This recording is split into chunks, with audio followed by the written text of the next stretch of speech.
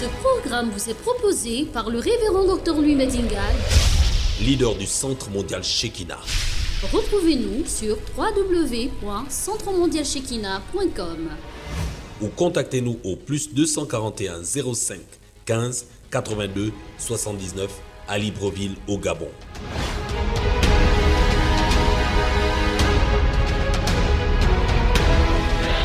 Merci pour ta parole sanctifiée. Merci pour ta parole bénie. Je neutralise toute puissance d'insubordination à ta parole. Je paralyse tout esprit de distraction, de perturbation. Maintenant, Seigneur, aide-moi à accéder à ton trésor. Disons ensemble Amen. Le thème de notre séminaire de ce début de semaine, 4 des déterminants pour activer l'action de Dieu.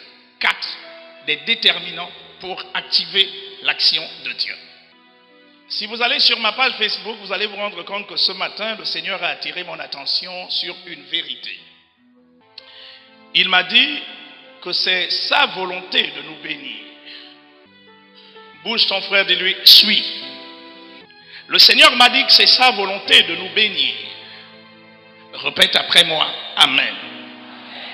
Car en Éphésiens chapitre 1, le verset 3 dit qu'il nous a bénis de toutes sortes de bénédictions dans les lieux célestes. Lève ta main droite, répète, je reçois.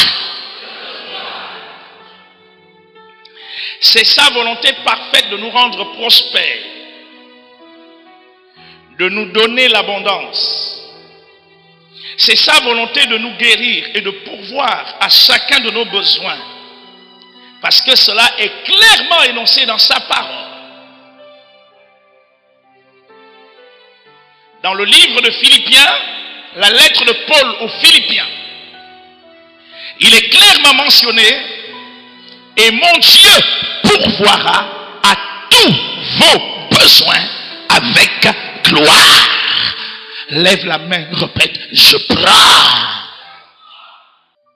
Ça veut dire en d'autres termes que quelle que sera la longueur, la largeur, la profondeur, la hauteur de vos besoins, en accord avec quelles que soient les circonstances par lesquelles vous passerez, le Dieu de Paul s'est engagé et a dit qu'il pourvoira à tous nos besoins.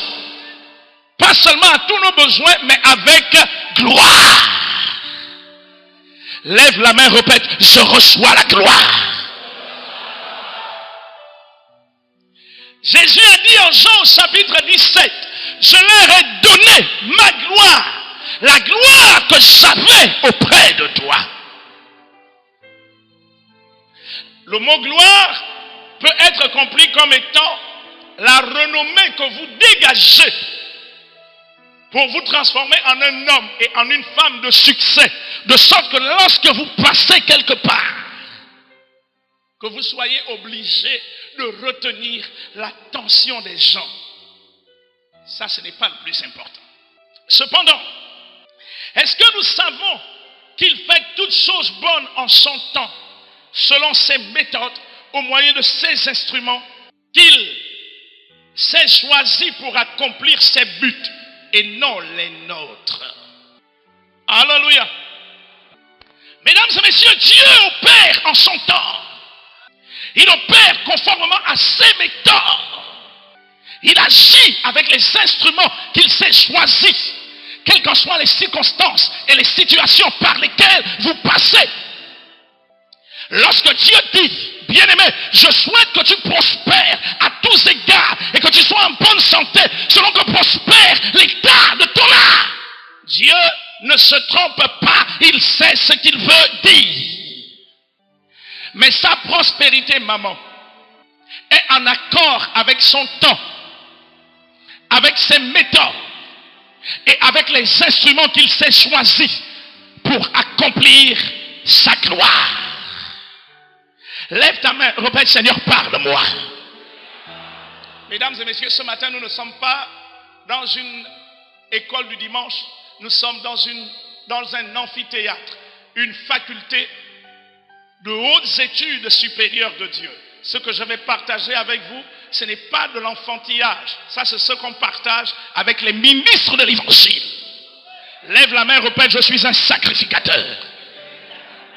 Plus fort, je suis un sacrificateur. Deutéronome chapitre 28, verset 1.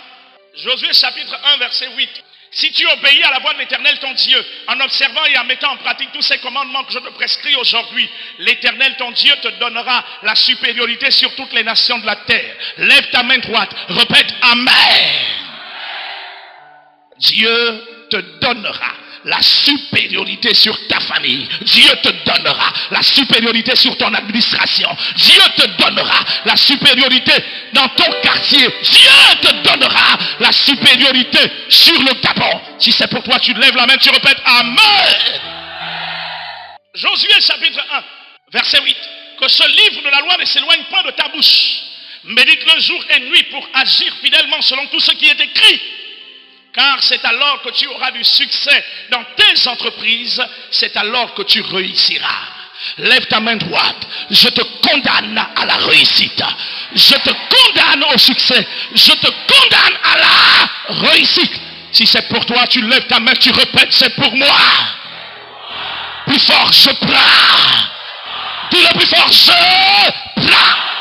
Partout où tu passeras, je t'annonce que tu réussiras et tu auras du succès. Ils auront tort, ceux qui tentent de te mettre des embûches pour t'empêcher de passer. Lève la main, répète, je passerai. Parle avec la foi, répète, je passerai. Dis plus fort, je passerai. Je t'annonce que tu passeras, tu prospéreras, tu t'élèveras. Et tout le monde sera choqué de voir ton élévation, de voir la voie que Dieu s'est frayée pour te permettre de passer. C'est une parole certaine que je sème sur ta vie.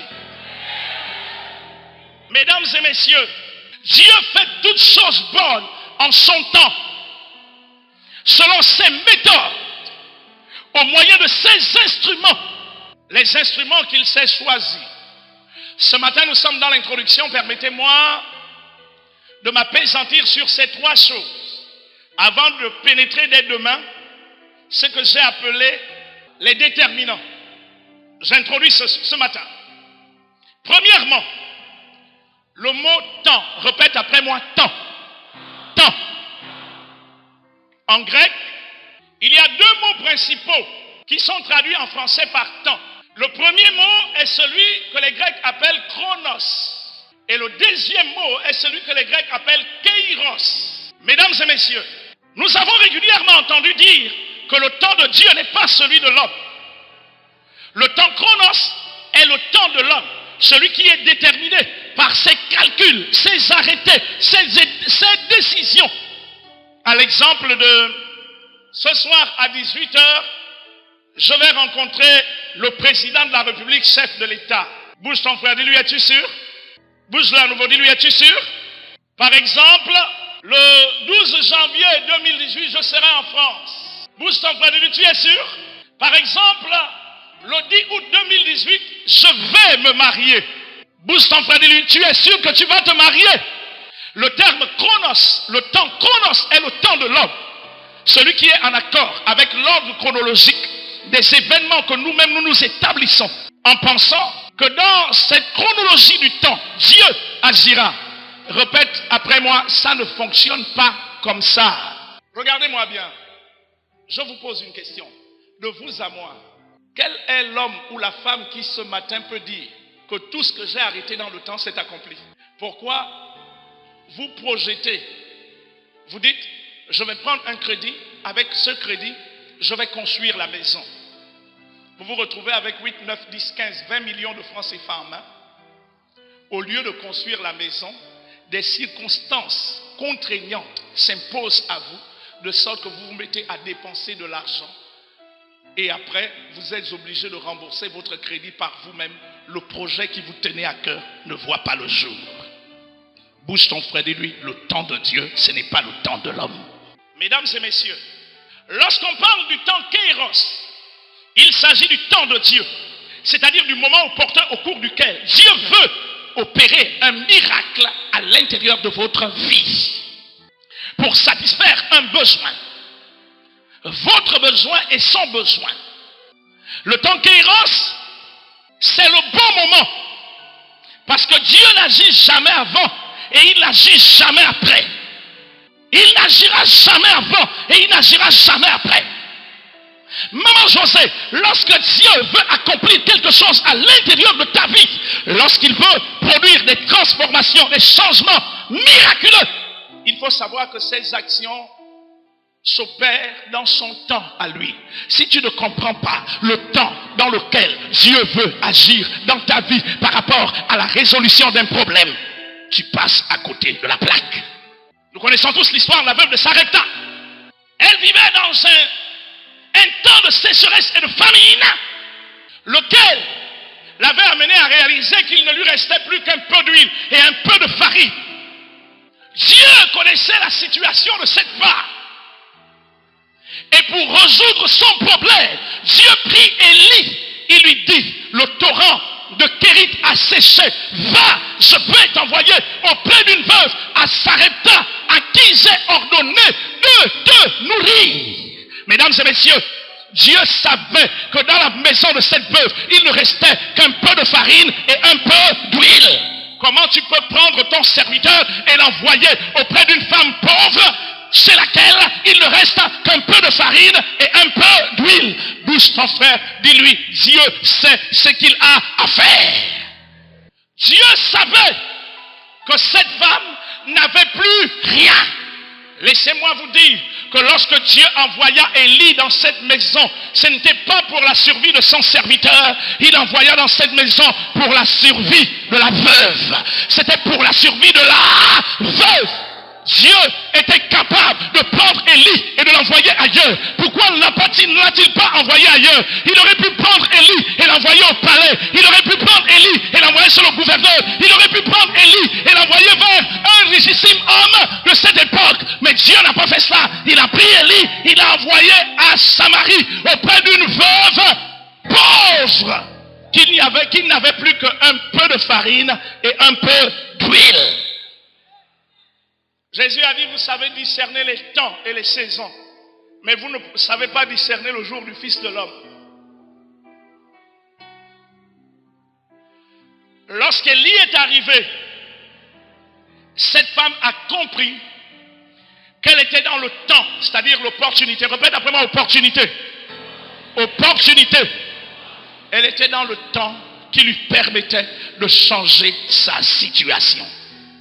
Le Seigneur me dit de dire à quelqu'un que tu es passé à côté de plusieurs de ces opportunités.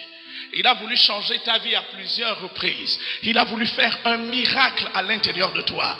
Tu n'as pas accepté à cause du raisonnement rationnel de ta personnalité.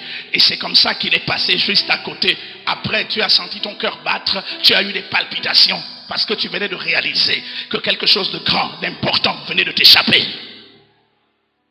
Il y a un temps pour toutes choses. Si cette femme n'aurait pas discerné le temps dans lequel elle était, mesdames et messieurs, elle aurait été une membre du Centre mondial Shekinah. Il est fort possible qu'elle se serait dit, ça c'est encore l'un de ces escrocs prophètes qui vient encore chez moi là. Dieu lui-même ne sait pas que là où je suis là, il ne me reste plus qu'un peu de farine et un peu d'huile. Mais elle comprend que c'est le temps Kairos. La différence entre Kairos et Chronos. Chronos, c'est ton temps à toi. Kairos, c'est le temps de Dieu. Le temps dans lequel Dieu veut entrer en scène pour te bénir. Pour changer ton histoire. Pour changer ta vie. Bouge ton frère de lui. Comprends, connais le temps. Mesdames et messieurs, la Bible dit il y a un temps pour toutes choses. Un temps pour toutes choses sous les cieux. J'ai suivi le document de la 5e fortune du monde. La 5e personnalité la plus riche au monde. Un document vidéo. La seule chose qui m'a marqué, c'est qu'il dit qu'il a commencé ses affaires avec 15 000 euros. 15 000 euros. On lui a demandé quel est ton secret. Il a dit c'est facile de devenir riche. Et on lui a dit comment tu as fait pour devenir riche. Il dit je sais faire des placements de mon argent au bon moment. Répète après moi, le bon moment. Qui vous a dit que tout moment est bon? Il y a ce qu'on appelle le bon moment. L'instant T au cours duquel Dieu te demande de faire quelque chose parce que c'est l'instant de la faveur.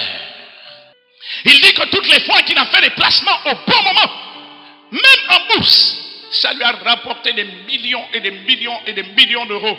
Et le gars, il est assis. À l'heure de la prière, même en avion, il se retourne avec ses collaborateurs, il baisse la tête, il prie. Je dis, celui-là, il connaît la chose. Au bon moment. Le temps de Dieu, ce n'est pas toujours ton temps à toi. Le temps de l'homme, ce n'est pas toujours le temps de Dieu. Deuxièmement, méthode. Le mot méthode vient du grec méthodos, lequel est composé de deux éléments. Premièrement, mètre, qui veut dire manière ordonnée de faire les choses. Et odos, qui veut dire la voie, la route, le chemin. Jésus a dit en Jean au chapitre 14, le verset 6, « Je suis le chemin, je suis la vérité, je suis la vie. Nul ne peut aller au Père autrement que par moi. » Qu'est-ce que ça veut dire? Qu'est-ce que ça veut dire? Ça veut dire en d'autres termes que pour atteindre le Père, tu dois passer par le chemin que lui, il t'indique. Pas par le chemin que toi tu as décidé dans ta tête. C'est par la voie que lui, il t'indique. C'est cette voie qui te permettra de toucher au Père pour que ta vie change. Voici pourquoi plusieurs d'entre nous sont contraints à subir des situations par lesquelles Dieu va leur parler. La méthode, c'est donc la manière ordonnée, cohérente, par un ensemble de procédés qui nous permet de réaliser quelque chose. La méthode, c'est le plan de travail et de réalisation que Dieu nous impose pour parvenir à ses buts. Chers frères et sœurs, il nous faut comprendre que notre Dieu est surnaturel. C'est pourquoi ces méthodes d'opération ont souvent été différentes de nos méthodes à nous. En Ésaïe chapitre 55, le verset 8 dit, « Car mes pensées sont au-dessus de vos pensées et mes voix au-dessus de vos voix. » Monsieur le ministre du culte, madame la ministre du culte, si vous opérez contrairement aux méthodes de Dieu pour l'accomplissement du but que Dieu vous a assigné, vous n'obtiendrez aucun résultat. Voici pourquoi beaucoup de ministres du culte sont dépressifs. Non seulement ils travaillent hors du temps. Dieu se révèle à toi, jeune homme, il te parle. Apprends à connaître son temps. Le danger d'agir avant le temps fait de toi un homme prématuré. La dangerosité des ministères prématurés, c'est qu'il est exposé au vent et au danger extérieur. Un ministère prématuré, notre frère qui est là-haut, une vie prématurée, notre frère qui est là-haut peut mieux nous parler des dangers auxquels ce genre de vie est exposé. Si tu pars avant le temps, tu peux mourir. Voici pourquoi les bébés prématurés, on les garde à l'intérieur des couveuses, c'est-à-dire sous une forme de couverture, afin de faire en sorte que cet enfant-là ait une vie qui soit assistée. Est-ce que tu comprends? Tu opères dans son temps. Ne sois jamais pressé, parce que Dieu est capable de faire en un jour ce que tu n'es pas capable de faire en 50 ans d'effort, en 50 ans de vie. Mesdames et messieurs, le jour de la Pentecôte, ils étaient tous ensemble dans le même lieu. Tout à coup, il vint du ciel un bruit, comme le vent, comme un vent impétueux. Le lieu où ils étaient assis trembla. Ils se mirent à parler en d'autres langues. Après le témoignage que Pierre a rendu, la Bible déclare que 3000 nouvelles personnes se sont ajoutées à l'église. Nous, on se sert de la télé, des affiches, des satellites, des flyers. On fait le porte en porte. On a gagné combien? Lève la main, répète, le temps de Dieu et sa méthode. Sa méthode. Mesdames et messieurs, si nous n'intégrons pas les méthodes de Dieu dans nos vies, quels que soient les efforts rationnels qui seront les nôtres, nous ne connaîtrons jamais le surnaturel divin. Lorsque les méthodes de Dieu entreront en scène, elles viendront remettre en cause nos méthodes. Lorsqu'il y a une adversité, une opposition, un ennemi, Dieu a une méthode spécifique pour détruire l'adversité qui se lève contre votre personne. Vous ne devrez pas vous attaquer à une opposition comme vous vous êtes attaqué, comme quelqu'un s'est attaqué à une autre opposition. Pourquoi? Parce que vous êtes un homme particulier. Dieu agit avec votre personne de façon particulière. Lève la main, répète après moi, Amen. Ce n'est pas parce que le problème de l'autre a été résolu de cette façon que ton problème à toi sera résolu de la même façon que l'autre. Dans chaque discipline, il y a ce qu'on appelle la méthodologie. La résolution des énoncés passe nécessairement d'abord par le respect de la méthodologie. Ça veut dire, dans n'importe quelle discipline, que ce soit en médecine, en droit, en sciences économiques, en finance, etc., vous pouvez avoir compris le sujet, mais si votre sujet, l'approche, ne correspond pas à la méthode, dès que le professeur a regardé, il part, parce qu'il se rend compte que vous lui perdez du temps. Mais quand votre approche correspond à la méthode, non seulement l'enseignant est très intéressé parce qu'il se rend compte que vous avez compris. Mesdames et messieurs, opérer avec Dieu hors de ces méthodes ne nous amènera qu'à des problèmes, des difficultés. Ensuite, on va devenir dépressif. Comme quand je ramassais les cailloux à Estéphos et je jetais. Je dis, Dieu, est-ce que tu m'as envoyé? Qu'est-ce que je t'ai fait, Seigneur? Qu'est-ce que je t'ai fait? Tu m'as oublié ou quoi? Qu'est-ce que je t'ai fait? Et Dieu, il reste silencieux. Tu n'as pas encore compris. Alléluia! Répète après moi la méthode. Plus fort, la méthode. Lorsque Jésus est arrivé à la piscine de Bethesda, il y avait plusieurs personnes qui étaient là, malades. Celui qui avait fait 38 ans attendait qu'on le jette aussi. Mais qui t'a dit que pour toi, on doit te jeter? Veux-tu être guéri? Seigneur, je le veux bien, mais depuis que je suis ici, toutes les fois que l'ange descend pour agiter les eaux, il n'y a personne pour me jeter dans la piscine. Jésus a dit, ton cas là, ton cas là, ton cas là, ton cas là, on ne les jette pas dans la piscine. Ton cas là, pour être guéri, il suffit de prendre ton lit et de partir à la maison. Lève la main, répète après moi. Amen. Amen. Amen. Lève la main, répète, je suis particulier. Dieu agit particulièrement avec moi. Je suis un homme particulier. Dieu agit particulièrement avec moi. Si tu ne comprends pas les méthodes de Dieu pour ton fonctionnement, mon garçon, tu vas passer toute ta vie à te comparer. Ce n'est pas parce que vous portez le même pagne ce matin, vous deux, que vous êtes pareils.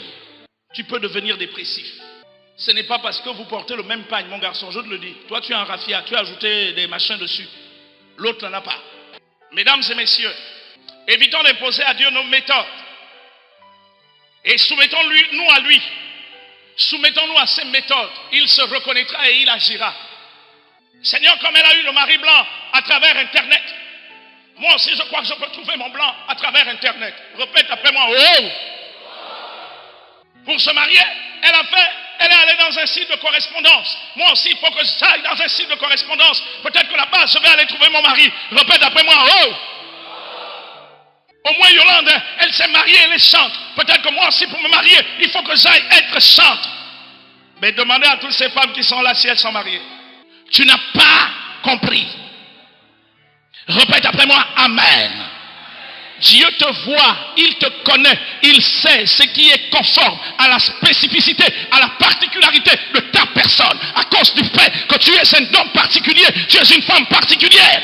Il opère à l'intérieur de toi, conformément à ta spécificité.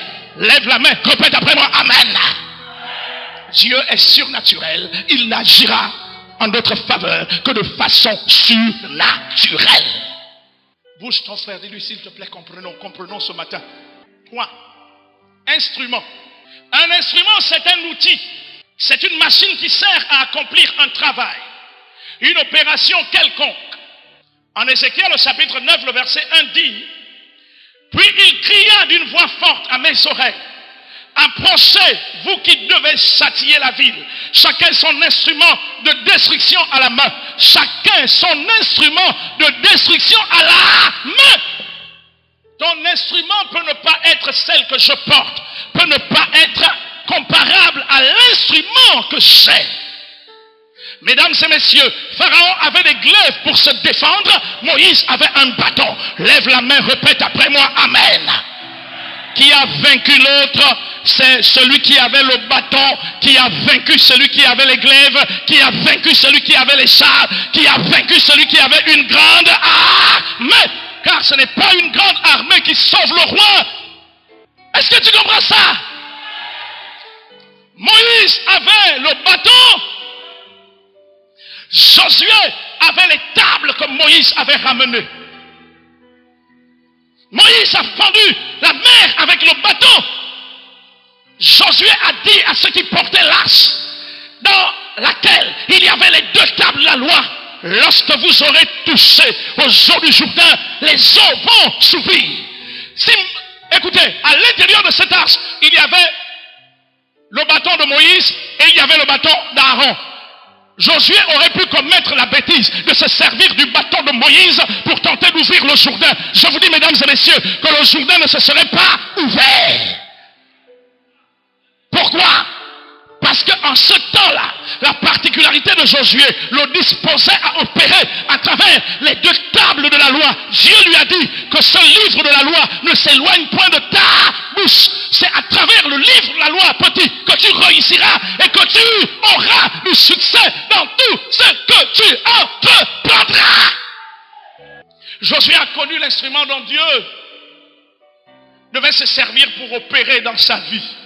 C'est pourquoi Josué est allé de succès en succès, de réussite en réussite. Il n'a pas tenté de faire de l'imitation. Mesdames et messieurs, même le monde le sait, comparaison n'est pas raison. Celui qui veut faire l'œuvre de Dieu doit savoir qu'elle ne se fait qu'avec les instruments que lui-même s'est choisi, sans lesquels tout ce qui se fera ne sera qu'une perte de temps et un gâchis. Qui vous a dit qu'on fait l'œuvre de Dieu avec son salaire? Mesdames et messieurs les ministres de l'évangile, n'essayez jamais, ne pensez jamais que votre salaire vous a été donné par Dieu pour aller bâtir l'église. Sinon vous allez mourir. Vous savez ce qui va se passer? Vous allez louer un bâtiment. Vous supporterez le loyer, vous supporterez les charges de la SOG, vous supporterez le coût des instruments, etc. Au bout d'un moment, vous n'aurez plus rien pour manger, pour boire, pour envoyer vos enfants à l'école. À la fin, c'est la catastrophe. Ah! Et j'ai dit à l'une de ces femmes de Dieu qui mangeait avec moi à table hier nuit, j'ai dit, femme, tu m'as dit que tu vas démissionner, n'est-ce pas? Elle m'a dit oui.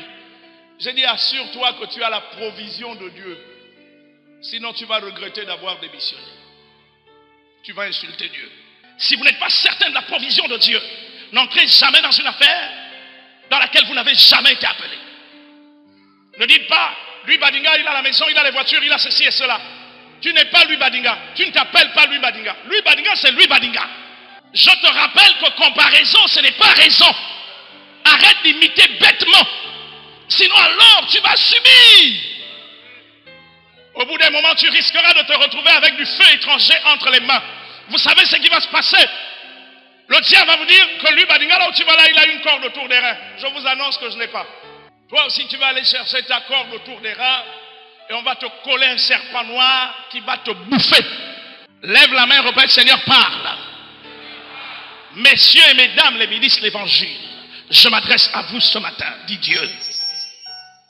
Je n'agis qu'à travers les instruments que je me suis choisi.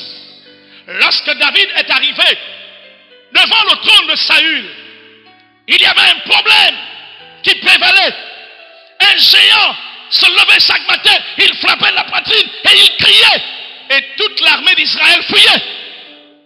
Saül a dit à David, jeune homme, tu vas faire comment pour aller le combattre? Tu ne connais pas la guerre. Mais moi qui suis ton père, moi je connais la guerre. Toi tu vas faire comment? David dit, papa, quand j'étais dans la forêt et que je gardais le troupeau de mon père et de ma mère, quand un lion venait, j'attrapais, je tuais le lion. Quand un ours venait, j'attrapais, je tuais l'ours. Saül lui dit, petit, ça c'était le lion et l'ours. Là, je te parle de quelqu'un qui mesure 4,60 mètres. À lui seul, il peut tuer 10 lions en même temps. Sa seule gifle tue un ours. Là, je ne te parle pas du lion et de l'ours, je te parle d'un géant. Tu vas faire comment pour le tuer? Et il a dit, petit, je vais t'aider. Moi, je suis un homme de guerre. Il a sorti son scaphandre. Il a pris le casque, il a mis sur la tête de David. La tête de David en très flou. Vous n'avez jamais porté un chapeau qui est plus gros que votre tête? David, il ne voit plus rien parce que le casque entier l'avale. Saül prend sa cuirasse, il met autour du thorax de David. La cuirasse est forte, même pour la serrer, c'est compliqué. Saül prend la ceinture, il met, David pousse jusqu'au dernier trou. Rien à faire.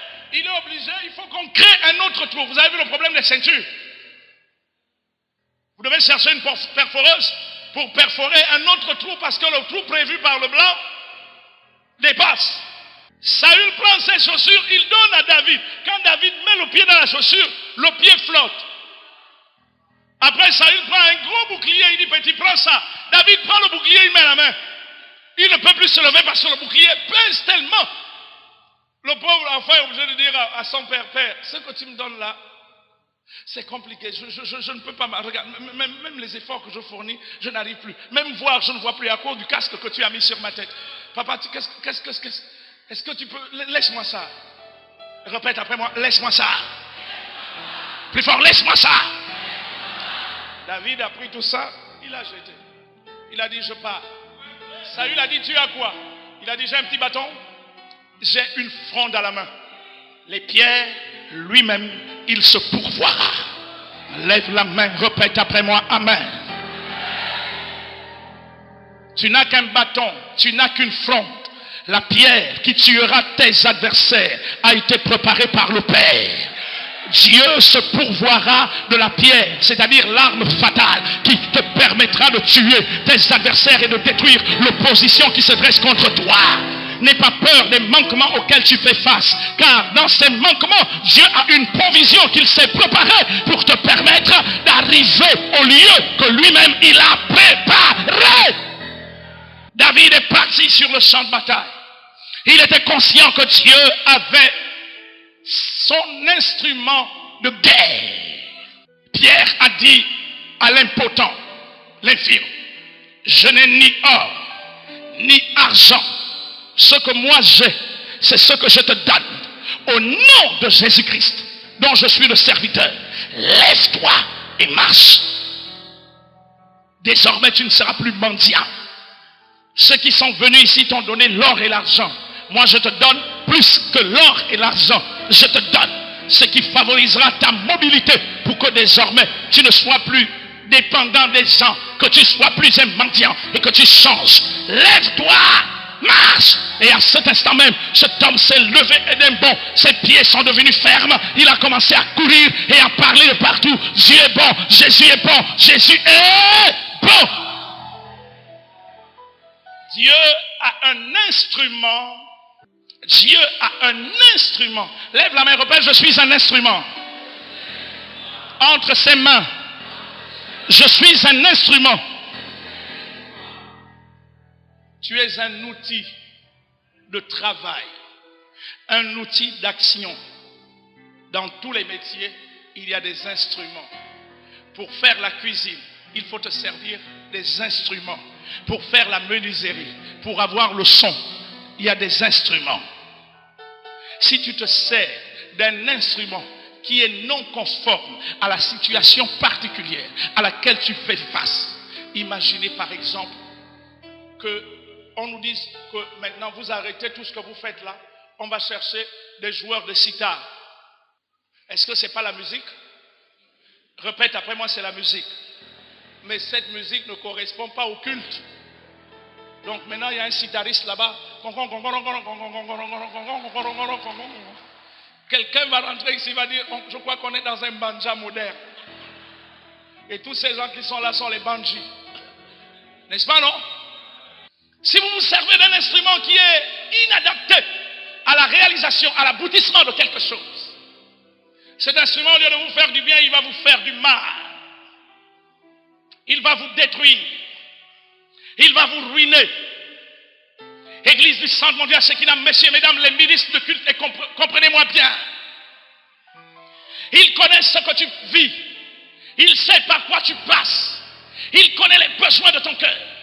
Mais sais-tu qu'il est prêt à agir dans ta vie en accord avec son temps, conformément à sa méthode à lui, non à ta méthode, et avec les instruments qu'il s'est choisis pour l'accomplissement de ses buts, de ses desseins à l'intérieur de ta vie.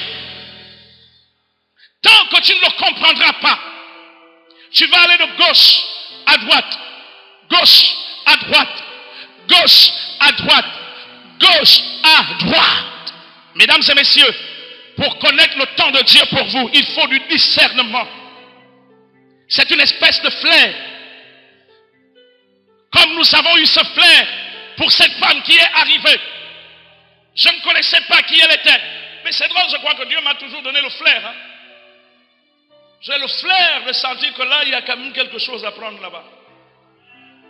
Je crois que je dois être un grand businessman dans les choses de Dieu. Il faut que je m'occupe des choses, des affaires de mon Père. Alléluia! Alléluia! J'arrive au bon moment et au bon endroit. Quand j'écoute la femme là qui parle, je dis, celle-là, elle est venue pour moi. Dis-moi tout. Il y en a qui font du suivisme. Il y en a qui font du suivisme. Lui, tu as été là-bas chez Pauline, non? Comment elle a arrêté son service?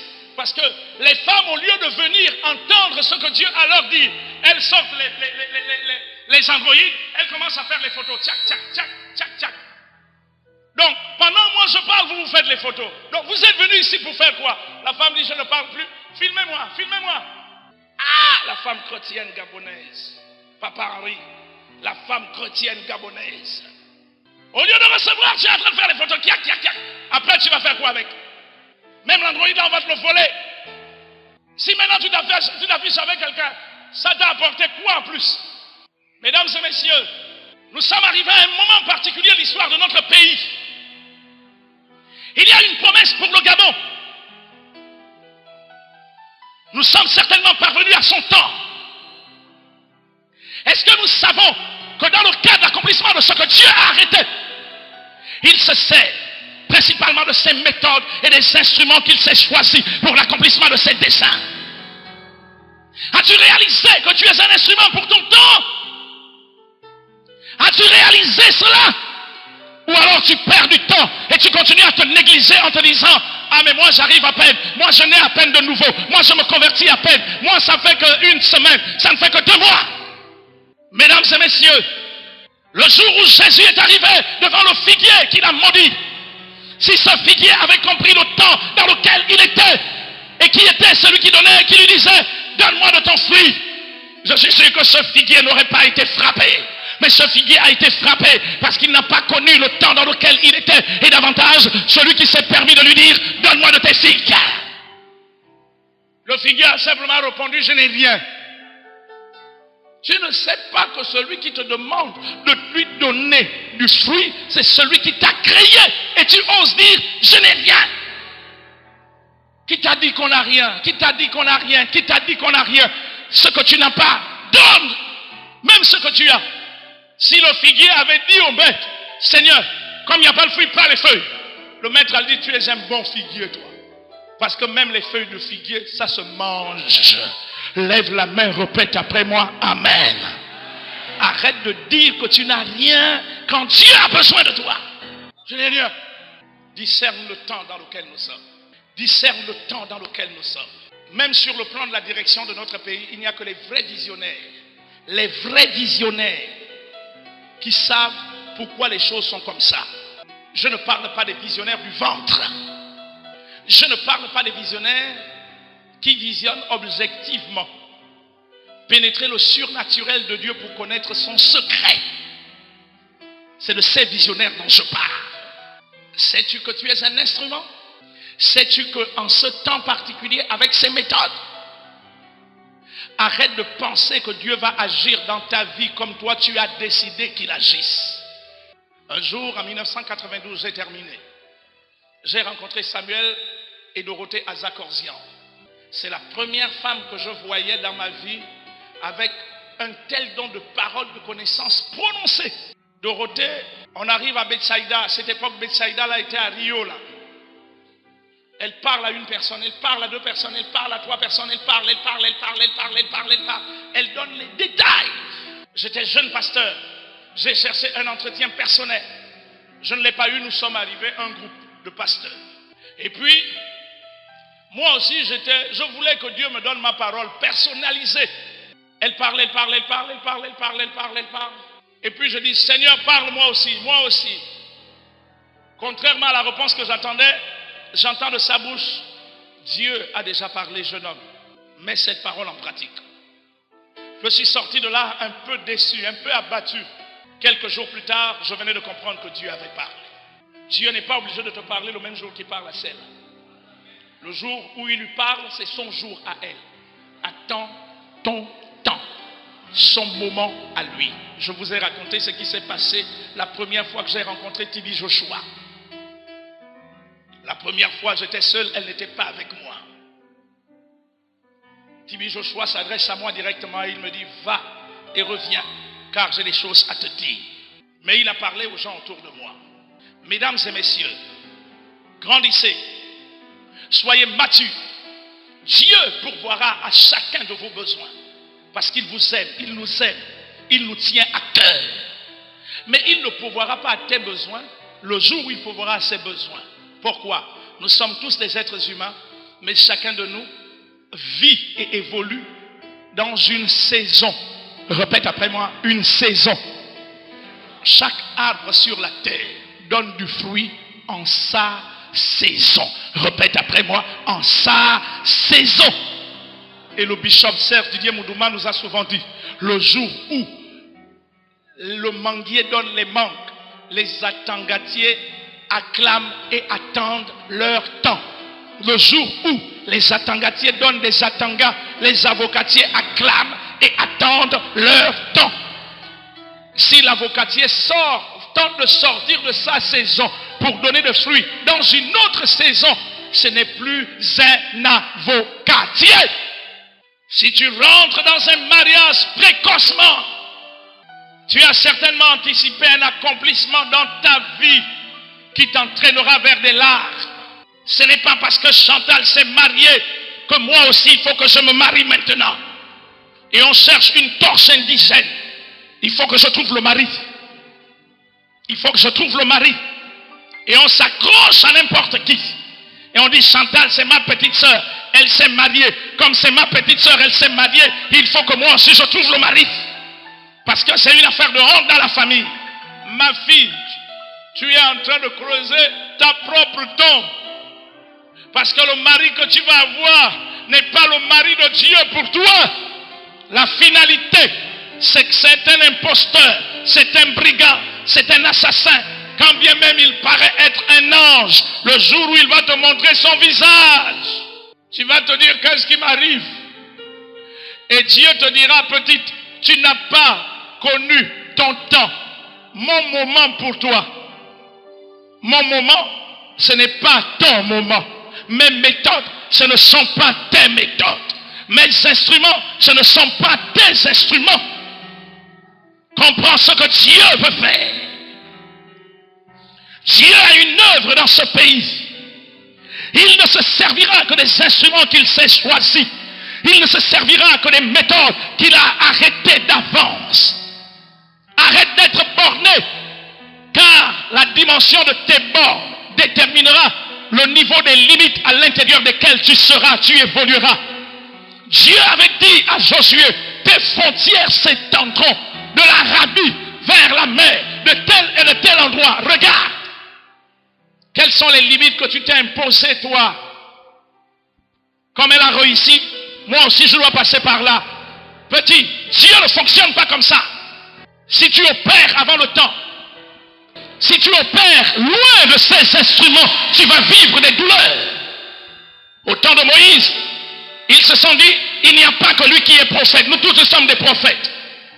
Ils ont allumé du feu étranger. Dieu les a convoqués à la tente d'assignation. Et au lieu de les louer, de les célébrer, Dieu les a détruits. Une œuvre s'apprête à s'accomplir pour le Gabon. Tu es l'instrument de Dieu. Un instrument ne pose pas de questions. Un instrument se met à la disposition pour agir conformément aux décisions prises par son titulaire, son maître. Un instrument ne se plaint pas. Un instrument ne boude pas. C'est pourquoi Marie a dit à l'ange, qu'il me soit fait, me voici, voici la servante du Seigneur, qu'il me soit fait selon la volonté de mon Seigneur. Sommes-nous capables de le dire ce matin? Seigneur, je suis ton instrument. Seigneur, je m'abandonne entre tes mains. Seigneur, opère là où tu veux, comme tu veux, quand tu veux. Seigneur, j'accepte d'attendre parce que le meilleur pour moi est conforme à ton temps dans ma vie. Le meilleur pour moi est conforme à tes méthodes dans ma vie. Le meilleur pour moi est conforme aux instruments que tu t'es choisis. Es-tu prêt à te marier avec une folle, avec un fou? Parce que tout simplement, il faut qu'on sache que tu es marié. Es-tu prêt à commencer un ministère précoce, prématuré? Parce que tu parles bien et tu veux qu'on sache que toi aussi tu es un pasteur, que tu es un apôtre, que tu es un prophète, une prophétesse, un docteur, un je ne sais pas quoi. Es-tu prêt à te lancer dans un business? Parce que tout simplement, le frère à côté a fait la briqueterie et tu t'es dit, moi aussi je fais la briqueterie, ça va marcher. Je t'annonce que ça ne marche pas comme ça. Tu peux faire la briqueterie à côté d'un briquetier. Lui, il vend ses briques et toi, tu t'appauvris avec tes briques. Après, tu vas dire, pasteur, venez consacrer ma briqueterie. Je ne comprends pas. Tout le monde va acheter chez l'autre. Mais moi, on n'achète pas chez moi. On n'achète pas chez toi parce que tu n'as pas compris que ce ne sont pas les briques qui vont t'enrichir. Répétons ensemble. Dieu vivant. C'est la semaine de la supplication. La semaine de la consécration. Oh Dieu vivant. Je te supplie. Sois-moi favorable, car j'ai marché dans des voies tortueuses. Je n'ai pas compris tes voies. Je n'ai pas connu ton temps. Je n'ai pas agi conformément à tes méthodes. Aujourd'hui, je vis des problèmes. Et j'agis dans les problèmes. Oh Dieu vivant. Sois miséricordieux avec moi. Agis peu. Agis peu. Agis peu. Agis peu. Seigneur, je t'apporte mon esprit, mon âme, mon corps. Je me consacre à toi. Je me consacre à toi. Prends le contrôle de toutes choses. Car tu as en horreur ce qui ne t'appartient pas. Je m'abandonne à toi. Je me livre à toi. Prions ensemble. Consacrons-nous à lui. Supplions-nous. Supplions-le de nous recevoir. Supplions-le. Prions s'il vous plaît. Ne soyons pas pressés. Supplions-le de nous recevoir. Ce programme vous a été proposé par le révérend Dr Louis Mbadinga, leader du Centre mondial Shekinah. Suivez-nous sur www.centremondialshekinah.com. Si vous êtes intéressé par ce message et si vous désirez vous le procurer, contactez-nous au plus 241 05 15 82 79. Que Dieu vous bénisse.